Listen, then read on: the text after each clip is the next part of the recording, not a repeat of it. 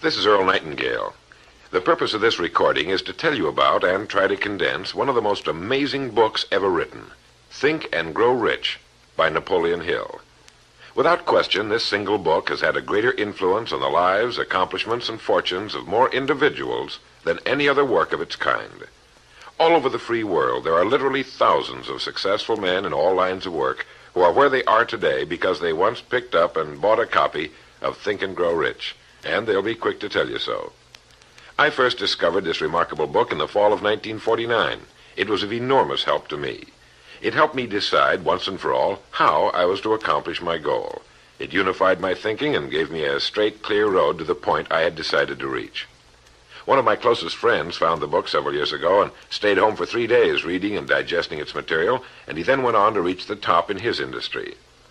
I've sat in richly paneled, carpeted executive offices and listened to world-famous business leaders, some of them old enough to be my father, tell me that everything worked out fine after they had read Think and Grow Rich. Now, what's the secret of this amazing book? Why has this book, out of all the thousands of self-help books, remained the one towering giant? I think to understand this, you have to know Napoleon Hill as I do. He certainly was not the first man to be appalled at the poverty and seemingly endless struggle and lack of direction he saw about him as a boy and as a young man, nor was he the first to write on the subject. But he possessed two unique, highly developed abilities seldom found in one man. The first was in the manner in which he approached his subject. Napoleon Hill went after the answers to achievement in the same way a scientist seeks to open to the light of reason a secret of nature. He went after the solution to accomplishment in the same way Thomas Edison discovered the solution to the electric light, relentlessly, indefatigably, implacably, until the truth, which had been there all the time, was revealed to him.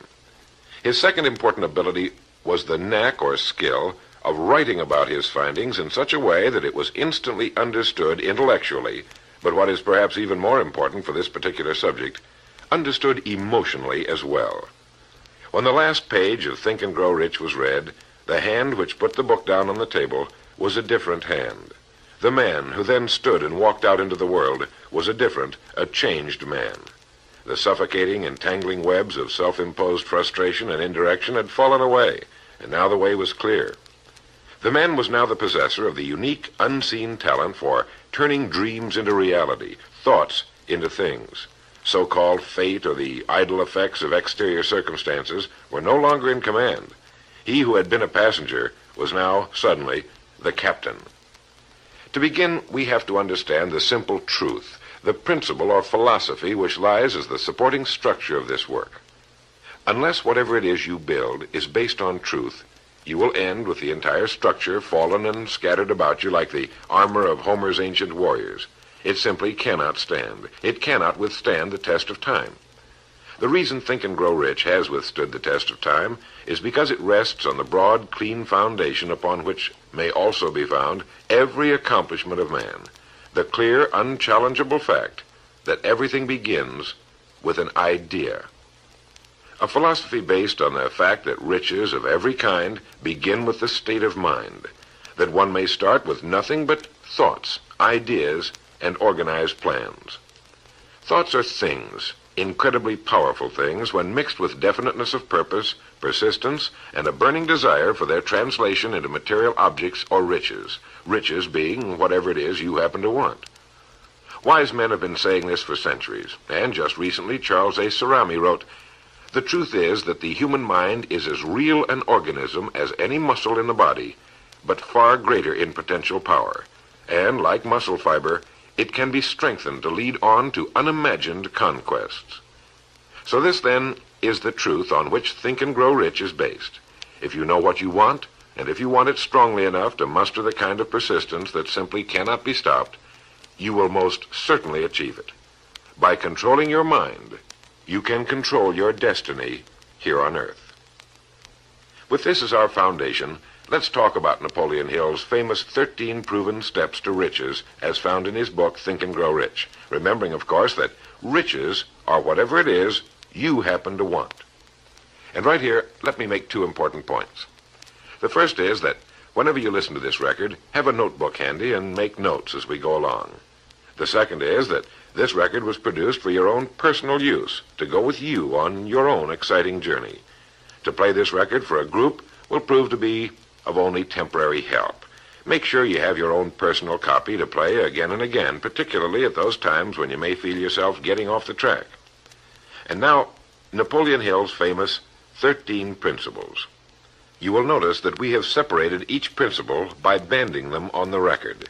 In this way, you're given quick access to any particular principle to which you may wish to return for reference.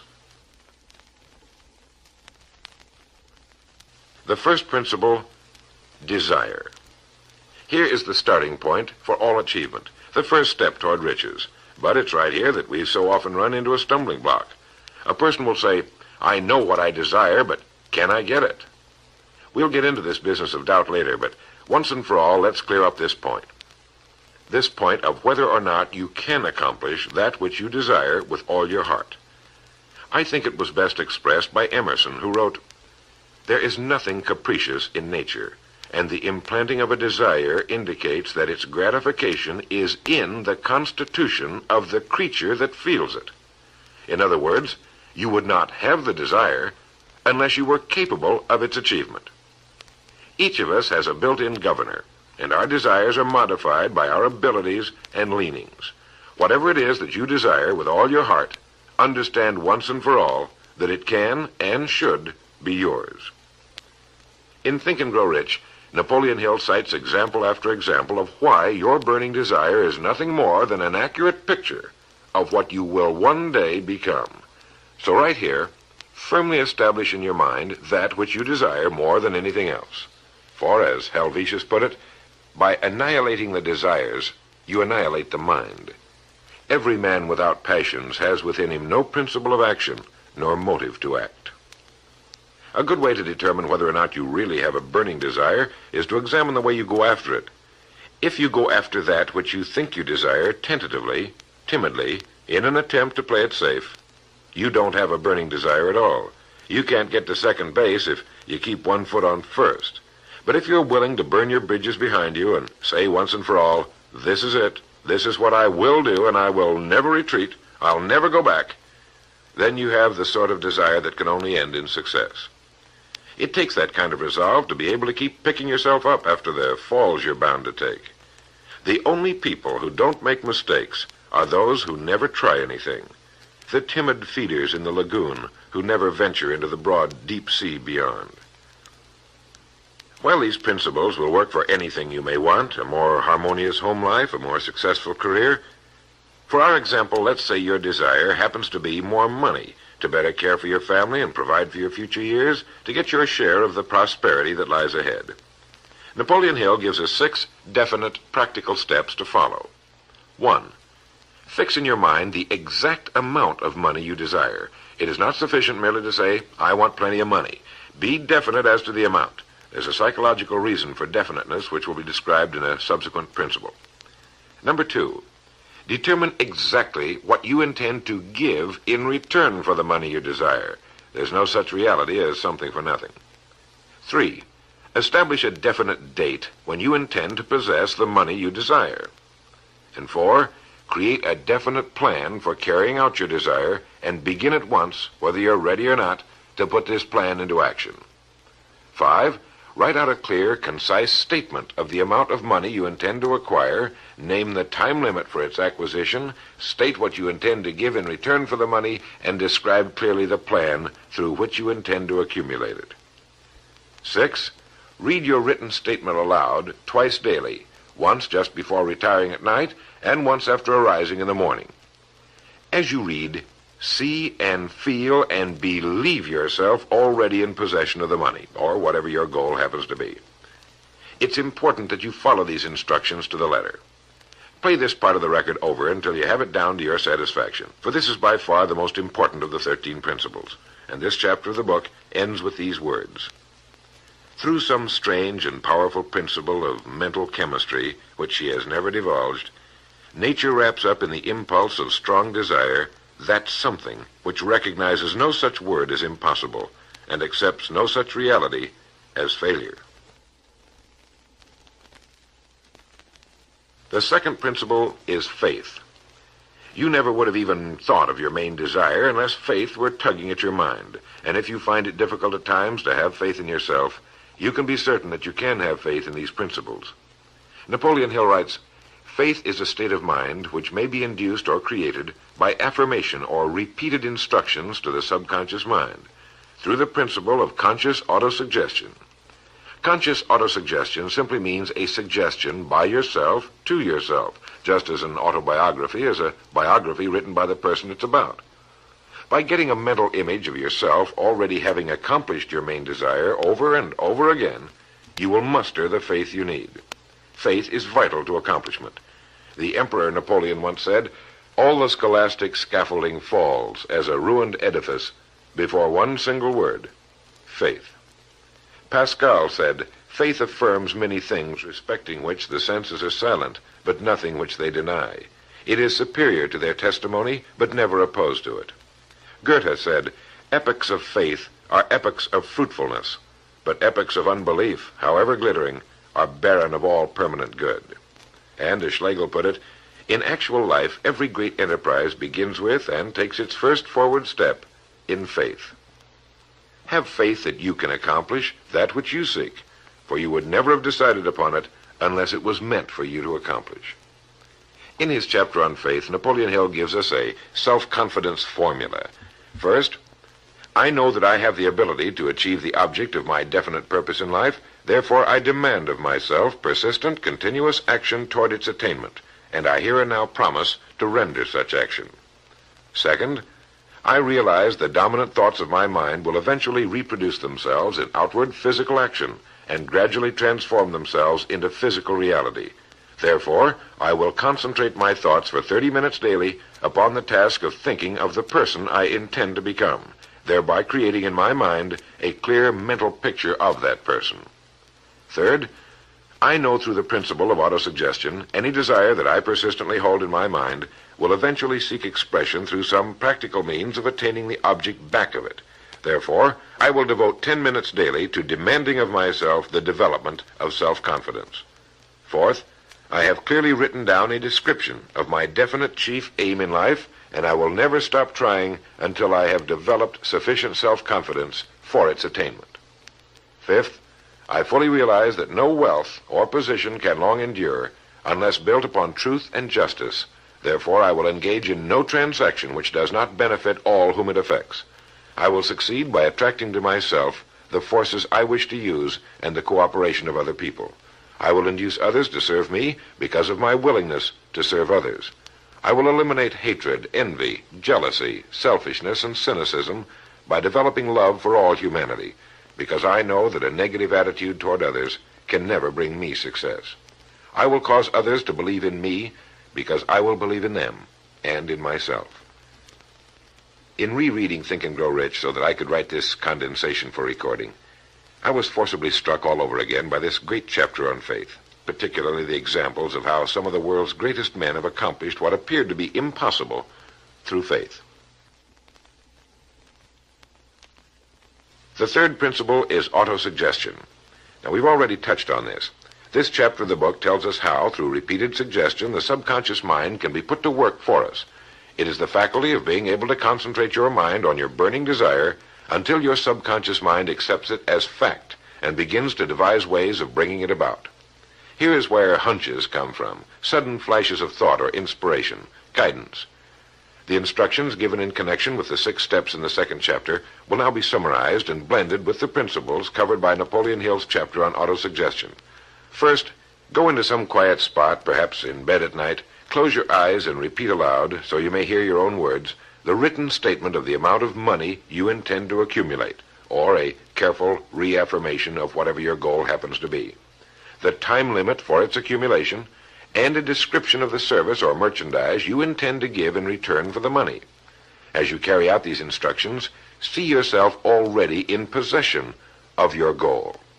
For example, suppose that you intend to accumulate $50,000 by the 1st of January, 5 years from now, that you intend to give personal services in return for the money in the capacity of a salesman.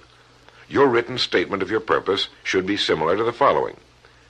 By the 1st day of January, 19, whatever it happens to be, I will have in my possession $50,000, which will come to me in various amounts from time to time during the interim. In return for this money, I will give the most efficient service of which I am capable, rendering the fullest possible quantity and the best possible quality of service in the capacity of salesman of, and here describe the product or service you intend to sell or whatever it is you do for a living. It goes on. I believe that I will have this money in my possession. My faith is so strong that I can now see this money before my eyes. I can touch it with my hands. It is now awaiting transfer to me at the time and in the proportion that I deliver the service I intend to render in return for it. I am awaiting a plan by which to accumulate this money, and I will follow that plan when it is received. Second, repeat this program night and morning until you can see in your imagination the money you intend to accumulate. Third, place a written copy of your statement where you can see it night and morning, and read it just before retiring and upon arising until it's been memorized. As you carry out these instructions, you are applying the principle of autosuggestion. The fourth principle is specialized knowledge. It is here that I think Napoleon Hill makes a very important point. Knowledge is power only to the extent that it is organized into a definite plan of action and directed to a definite end. To quote from the book, before you can be sure of your ability to transmute desire into its monetary equivalent, you will require specialized knowledge of the service, merchandise, or profession which you intend to offer in return for fortune. Perhaps you may need much more specialized knowledge than you have the ability or the inclination to acquire. And if this should be true, you may bridge your weakness through the aid of your Mastermind group. More on this later, but for now realize that you must learn all you can about your specialty. Set aside a definite time every day for learning more about what it is you do for a living. Take the courses that are offered on your subject and associate with men who know your business well. The fifth principle is imagination. The imagination is literally the workshop wherein are fashioned all plans created by man. The impulse, the desire, is given shape, form, and action through the aid of the imaginative faculty of the mind. It has been said that man can create anything he can imagine. As Napoleon Hill says and teaches, whatever the mind of man can conceive and believe, it can achieve. Man's only limitation within reason lies in his development and use of his imagination and subsequent motivation to action. The great leaders of business, industry, finance, and the great artists, musicians, poets, and writers became great because they developed the power of self-motivation. Incidentally, one of the best books ever put together on this subject, if not the greatest, is Success Through Positive Mental Attitude by Napoleon Hill and W. Clement Stone. I suggest you get a copy from your bookstore at your earliest convenience. If your bookstore happens to be out of the book, you may obtain a copy by writing to the address on the label of this record. As you go about your daily work, think constantly of ways in which it could be done better, more efficiently. Think of the changes that are inevitable. Can they be made now? And if you feel limited, remember the words of the late Frank Lloyd Wright. He said, "The human race built most nobly when limitations were greatest, and therefore when most was required of imagination in order to build it all. Limitations seem to have always been the best friends of architecture." As you build your future from this point onward, don't concern yourself with limitations, but remember that they may be your best friends, since they require imagination if we're to rise above them. And as Beecher said, the soul without imagination is what an observatory would be without a telescope. Now, if you'll turn this record over, we'll get to the sixth principle. The sixth principle is organized planning. You have decided on your desire, your goal. Now let's organize the plan for its accomplishment, right on schedule. Let me quote again from Think and Grow Rich. You have learned that everything man creates or acquires begins in the form of desire. The desire is taken on the first lap of its journey from the abstract to the concrete in the workshop of the imagination, where plans for its transition are created and organized. Earlier, you were instructed to take 6 definite practical steps as your first move in translating the desire for whatever you want into its physical equivalent. One of these steps is the formation of a definite practical plan or plans through which this transformation may be made. 1.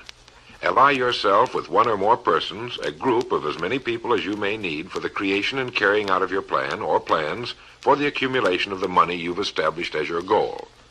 Making use of the Mastermind principle. This is important. 2. Before forming your Mastermind alliance, decide what advantages and benefits you may offer the individual members of your group in return for their cooperation.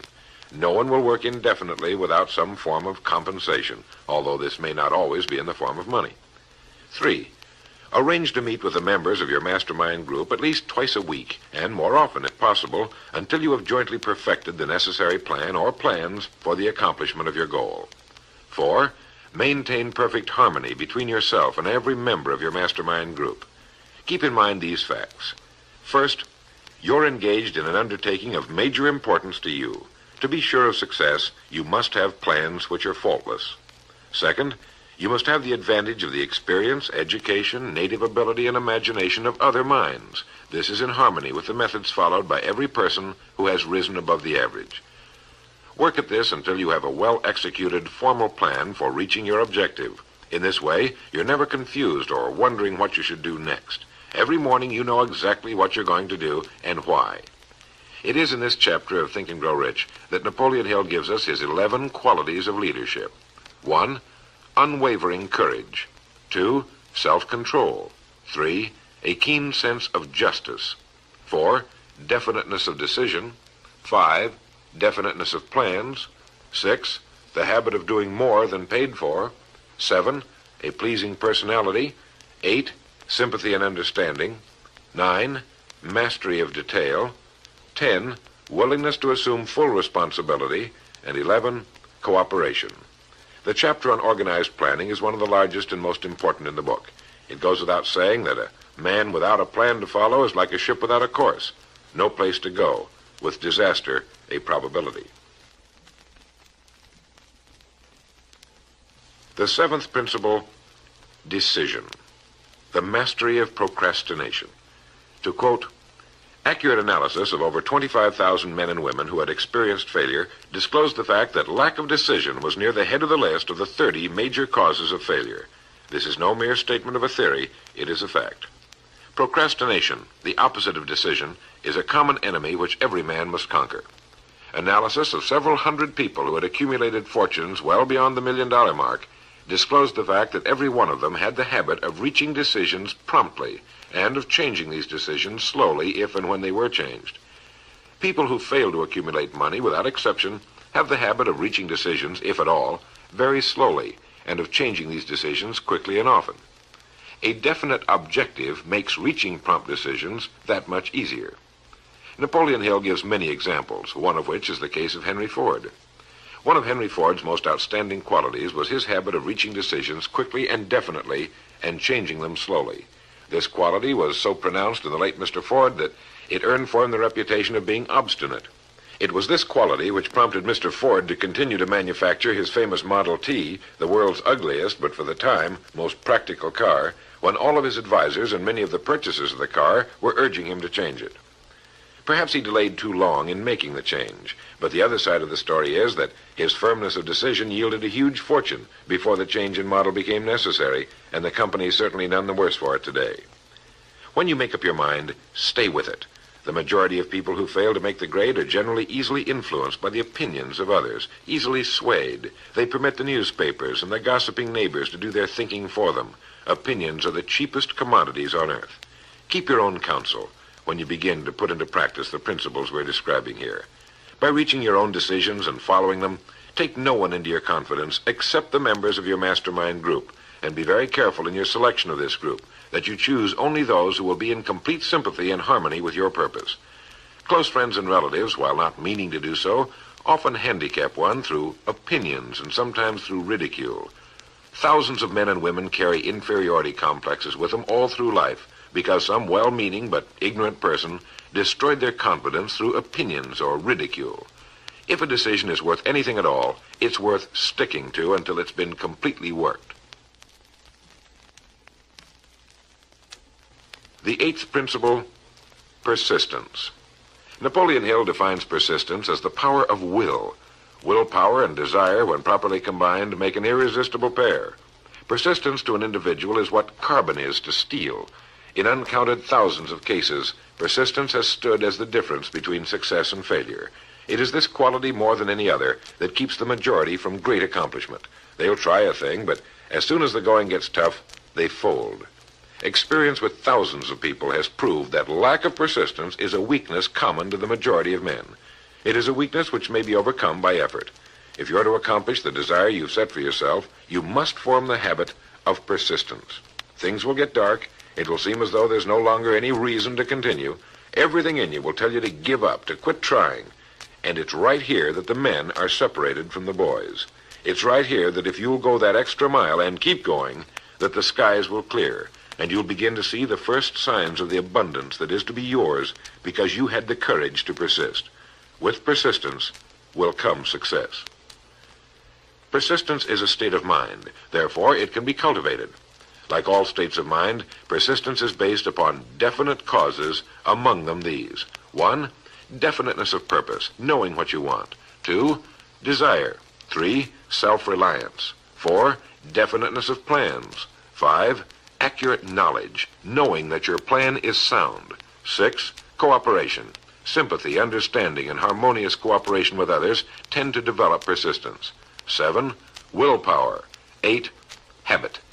Persistence is the direct result of habit. The 9th principle, power of the mastermind. It is in this section that Napoleon Hill describes the importance of forming a group of individuals sympathetic to your desire. They may be individuals with similar plans. A mastermind group can be made up of 2 or more individuals. No 2 minds ever come together without thereby creating a third invisible, intangible force, which may be likened to a third mind. You may have noticed many times that by discussing something with another individual, you suddenly get good ideas as a result of this association. Ideas you would not have gotten without this association. The same thing happens to the other person. A lot of good ideas have been born in individual minds as a result of having met in committee. Associating with your mastermind group is not meant as a means of letting others do your thinking for you. Far from it. It is to stimulate your own thinking through the association with other minds. No one knows everything. The more sympathetic minds you get together, and by sympathetic I mean working for a common purpose, the more related information is going to be available, and great ideas are a combination of related information. So pick the member or members of your mastermind group with care. Make sure they're people you respect and who are hard-working and conscientious. You'll have a lot of fun, and you'll all reach your goals just that much sooner.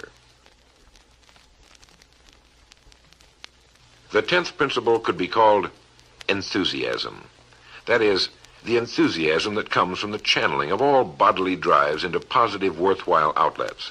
It is in this chapter that Napoleon Hill describes the importance of the woman, the one and only woman, in the achievement of a worthwhile goal.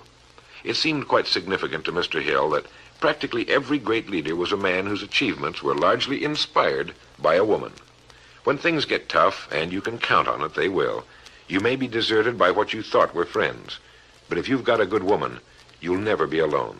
She'll be willing to start over again if necessary, and she'll give you the new enthusiasm that comes through her faith in you. Having someone to love is having someone to share your success and accomplishments, to give you the praise that all of us need from time to time.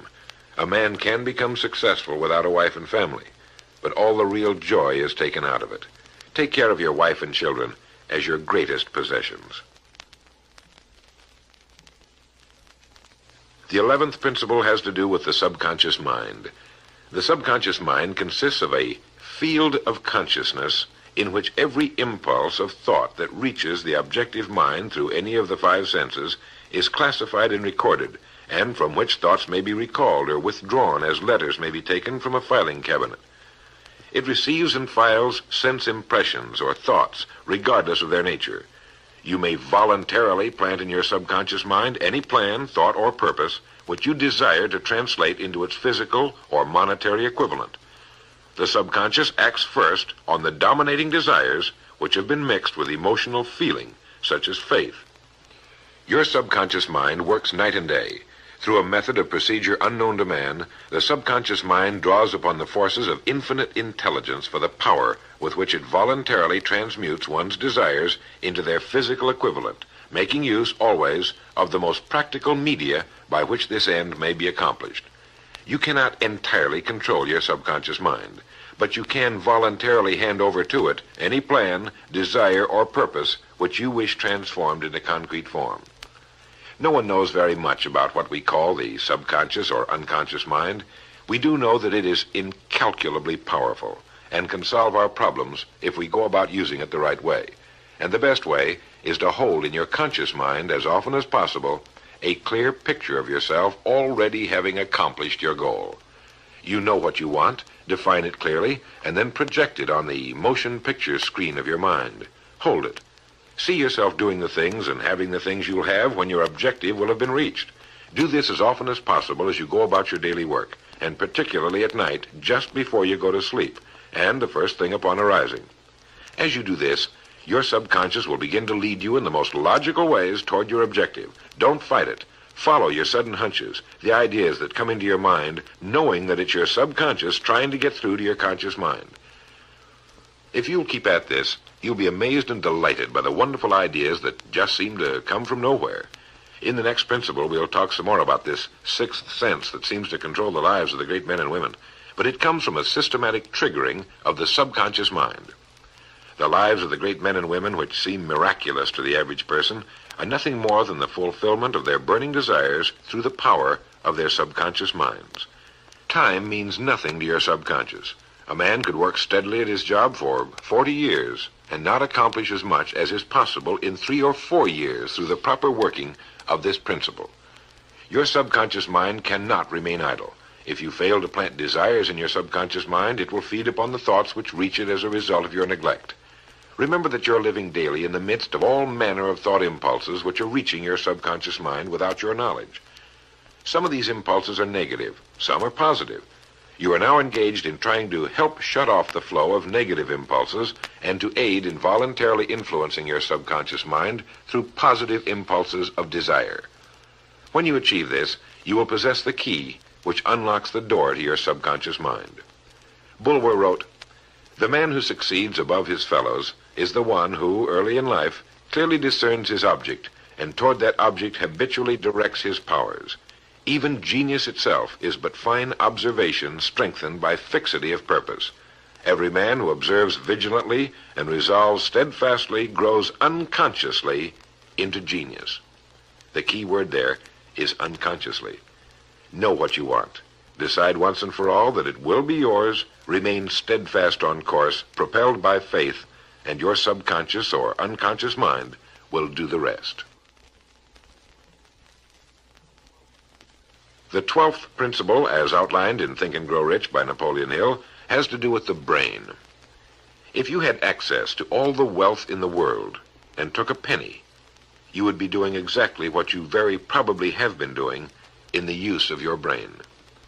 Nothing in the world is more pitiful than the misunderstanding by the average person of the power of his brain and the minds to which it is connected, the conscious and the subconscious.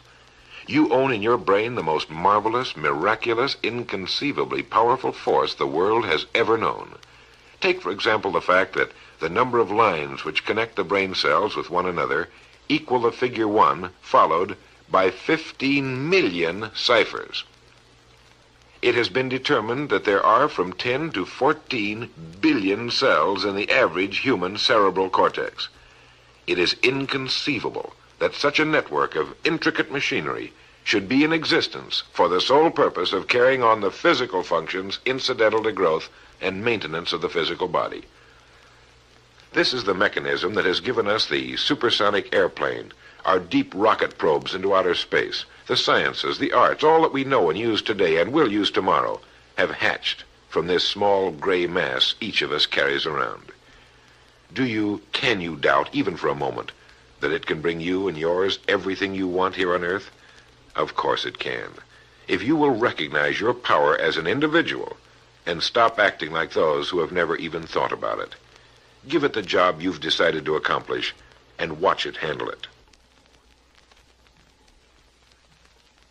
The 13th and final principle is called the sixth sense. The sixth sense can be described as the sense through which infinite intelligence may and will communicate voluntarily without any effort from or demands by the individual. This principle is the apex of the philosophy. It can be assimilated, understood, and applied only by first mastering the other 12 principles. The sixth sense is that portion of the subconscious mind which has been referred to as the creative imagination. It has also been referred to as the receiving set, through which ideas, plans, and thoughts flash into the mind. The flashes are sometimes called hunches or inspirations. The sixth sense defies description. It cannot be described to a person who has not mastered the other principles of this philosophy, because such a person has no knowledge and no experience with which the sixth sense may be compared.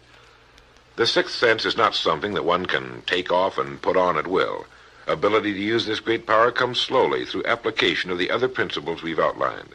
Many individuals come into a workable knowledge of the sixth sense even before the age of 40, but more often the knowledge is not available until one is well past 50, and this for the reason that the spiritual forces with which the sixth sense is so closely related do not mature and become usable generally except through years of meditation, self-examination, and serious thought.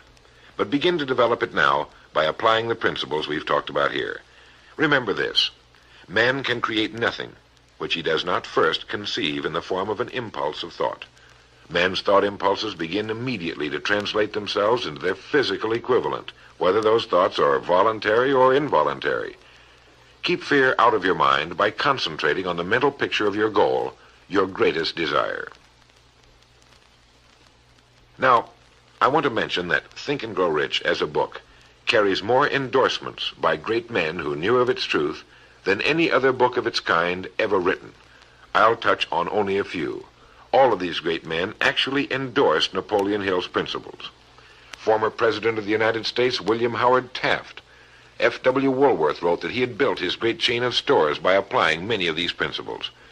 Robert Dollar, who built the great Dollar steamship line, wrote, "If I had had this philosophy 50 years ago, I suppose I could have accomplished all that I've done in less than half the time. I sincerely hope the world will discover and reward you." Samuel Gompers wrote that the mastery of these principles is the equivalent of an insurance policy against failure.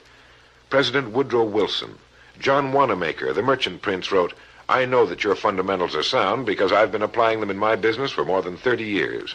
George Eastman, the world's largest maker of cameras, Thomas Edison, Luther Burbank, Theodore Roosevelt, E.M. Statler, John D. Rockefeller. I think you know that the endorsements of these great men could not have been bought with all the money in the world. What we have been talking about here can change your life, can bring you anything and everything worthwhile you want in life for yourself and your family. Cut yourself away from the average, from the mediocre, and chart your course on the dream in your heart. These 13 principles will never let you down, as long as you use them. And now, it is with great pleasure that I give you the author himself, Napoleon Hill. Thank you, Earl Nightingale. The message which you who are listening have just heard has brought you within 3 short steps of the supreme secret of success. The same secret which has brought happiness, peace of mind, and financial success to countless thousands of people who have read Think and Grow Rich. The same secret which has made master salesmen out of ordinary order takers. And the same secret which has brought friendship, love, and marriage to men and women who have come under the spell of the 13 principles which Earl Nightingale has just described. You desire the better things of life, or you wouldn't be listening to this record. Come with me then, and I will help you chart your course, so you may acquire whatever it is that you desire most in life by following these instructions. 1. Condition your own subconscious mind to work for you while you sleep as well as when you are awake. You can do this by playing this record to yourself every night just before you retire. Then, before you go to sleep, after hearing the record, write out a clear statement of what you wish to accomplish the following day, and request your subconscious mind to work during the night and provide you with the plan you will need to achieve your purpose. 2. Form a personal mastermind group of 2 or more people who are closely associated with you. They can be members of your family, your business, or your professional associates, or people who work where you are employed. And play this record in their presence at least once a week. After you have done this, engage in a friendly roundtable discussion of the 13 success principles, and request each person in the group to participate and to look for inspirational ideas which may help him or her to become more successful. 3. Beginning now, follow the habit of rendering more service and better service than that which is expected of you, and do it in a pleasing, positive mental attitude. This will make friends for you, it will increase the value of your services, and it will attract opportunities by which you may get from life whatever it is that you most desire. Follow these instructions to the letter, and you will surely see the day when you can express a prayer of gratitude for having had the privilege of hearing and acting on the message which Earl Nightingale has given you through this record. And now, may I reach out across the space and the time which separate us and offer you a hand of friendship and a sincere prayer that you will be blessed with a richer and a fuller life because of this message. Your big opportunity may be right where you are now. Follow these instructions faithfully, and it will reveal itself to you. This is Napoleon Hill saying, don't search for opportunity in the distance, but recognize it and embrace it right where you are.